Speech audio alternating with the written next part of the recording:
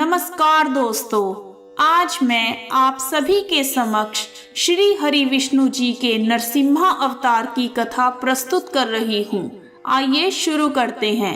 नरसिम्हा अवतार भगवान श्री हरि विष्णु के 10 अवतारों में से चौथे अवतार हैं, जो वैशाख के महीने में शुक्ल पक्ष की 14वीं तिथि अथवा चौदस अथवा चतुर्दशी को अवतरित हुए। नरसिम्हा अवतार के और भी कई नाम हैं, जैसे नरसिंह, नरहरि, उग्र, वीर, महा, विष्णु, हिरण्यकश्यप आदि। और इनके विग्रह के 10 प्रकार हैं। उग्र नरसिंह, क्रोध नरसिंह, मलोल नरसिंह, ज्वल नरसिंह, वराह नरसिंह, भार्गव नरसिंह, करंज नरसिंह, योग नरसिंह, लक्ष्मी नरसिंह, छत्रावतार नरसिंह, पावन नरसिंह और पमुलेत्री नरसिंह। आइए जानते हैं क्यों लेना पड़ा श्री विष्णु भगवान जी को नरसिम्हा अवतार। आइए शुरू करते हैं कथा। ऋषि कश्यप और दिति के 2 जुड़वा पुत्र हुए, जिनमें से एक का नाम हिरण्याक्ष तथा दूसरे का नाम हिरण्यकश्यपु था।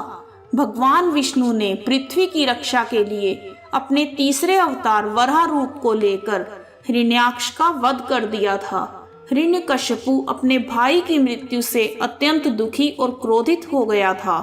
भाई की मृत्यु का बदला लेने के लिए हिरण्यकश्यपु ने अजेय होने का संकल्प किया। उसने कई हजार वर्षों तक कठोर तप किया। उसकी तपस्या से प्रसन्न होकर ब्रह्मा जी ने उसे वरदान प्रदान किया कि उसे ना तो कोई घर में मार सके और ना ही बाहर, ना अस्त्रों से और ना शस्त्रों से, ना दिन में मारे ना ही रात में, ना वह मनुष्य से मरे और ना ही पशु से, ना ही आकाश में और ना ही पृथ्वी में। वरदान प्राप्ति के बाद उसने स्वर्ग पर आक्रमण कर अपना आधिपत्य जमा लिया। फिर उसने लोकपालों को मारकर भगा दिया और इस तरह हिरण्यकश्यपु तीनों लोकों का अधिपति बन गया। इस वरदान के बाद हिरण्यकश्यपु ने हरि भक्तों पर अत्याचार करने शुरू कर दिए और वह उन सभी से अपनी पूजा करवाने लगा। उसके शासन से समस्त देवगण और लोकपाल थर थर कांपने लगे। कहीं कोई और सहारा ना पाकर वे भगवान विष्णु की मन ही मन स्तुति करने लगे। देवताओं की स्तुति से प्रसन्न होकर भगवान विष्णु ने हिरण्यकश्यपु के वध का आश्वासन दे दिया।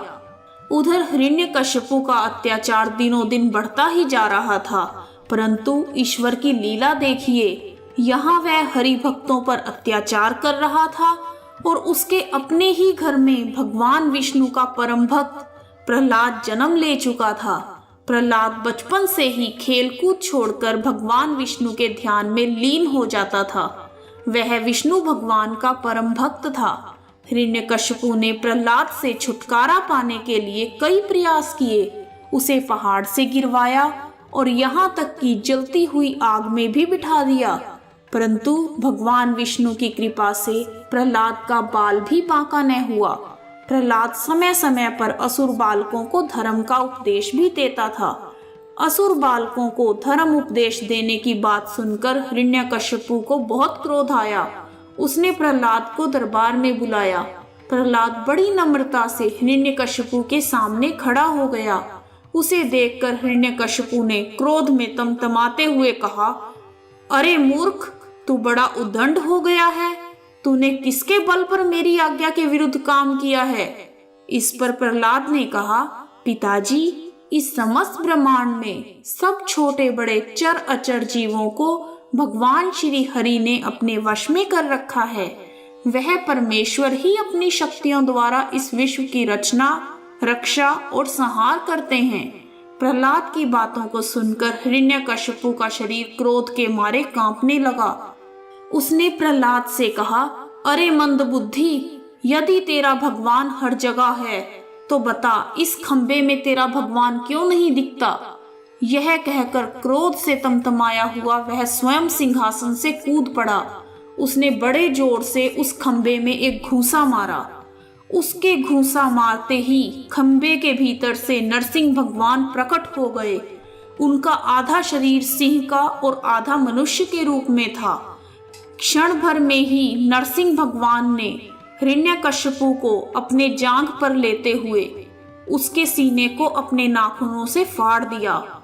नरसिंह भगवान जो ना पूरे पशु थे और ना ही पूरे मनुष्य, उन्होंने हिरण्यकशिपु का वध अस्त्रों या शस्त्रों से नहीं, बल्कि अपनी गोद में बिठाकर उसके सीने को अपने नाखूनों से फाड़ा था। उसे तब मारा था जब ना दिन था ना ही रात। उसे संध्या काल में चौखट पर बैठकर मारा गया था। इस तरह ब्रह्मा जी के वरदान का भी महत्व रह गया और हिरण्यकशिपु जैसी बुराई का भी नाश हो गया। परंतु एक बहुत बड़ी समस्या खड़ी हो गई। भगवान नरसिंह इतने क्रोध में थे कि लगता था जैसे वह समस्त संसार का संहार कर देंगे। यहाँ तक कि प्रहलाद भी उनके क्रोध को शांत करने में विफल रहा। सभी देवता भयभीत होकर ब्रह्मा जी की शरण में गए। परम पिता ब्रह्मा देवताओं के साथ भगवान विष्णु के पास गए और उनसे प्रार्थना की कि हे प्रभु, नरसिम्हा अवतार के क्रोध को शांत करें। परंतु भगवान विष्णु ने ऐसा करने में अपनी असमर्थता जताई।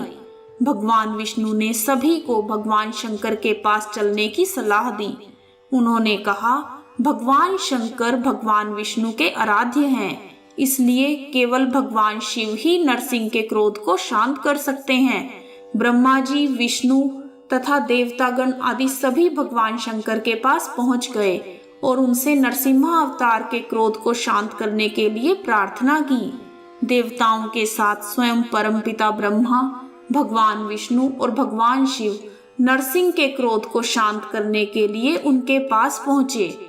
परंतु उस समय तक भगवान नरसिंह का क्रोध सारी सीमाओं को पार कर चुका था। साक्षात भगवान शंकर को सामने देखकर भी उनका क्रोध शांत नहीं हुआ, बल्कि वे भगवान शंकर पर आक्रमण करने के लिए दौड़े। उसी समय भगवान शंकर ने एक विकराल वृषभ का रूप धारण कर लिया और भगवान नरसिंह को अपनी पूंछ में लपेटकर पाताल लोक ले गए। काफी देर तक भगवान शंकर ने नरसिंह जी को अपनी पूंछ में जकड़ कर रखा। अपनी समस्त शक्तियों और प्रयासों के बाद भी भगवान नरसिंह उनकी पकड़ से छूटने में सफल नहीं हो पाए। अंत में शक्तिहीन होकर उन्होंने ऋषभ रूप में भगवान शंकर को पहचान लिया और तब उनका क्रोध शांत हुआ।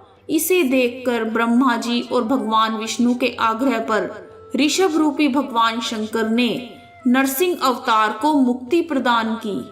इस प्रकार देवताओं और प्रहलाद के साथ साथ सभी सतपात्रों को दो महान अवतारों के एक साथ दर्शन हुए। बोलो नरसिंह अवतार की जय। जय श्री विष्णु भगवान। ब्रह्मा विष्णु महेश की जय। इस प्रकार नरसिंह अवतार को धरती से मुक्ति मिली। तो भक्तजनों, यह थी नरसिंह अवतार की कथा। कहानी सुनने वालों का भी भला और सुनाने वालों का भी भला। जय श्री विष्णु भगवान।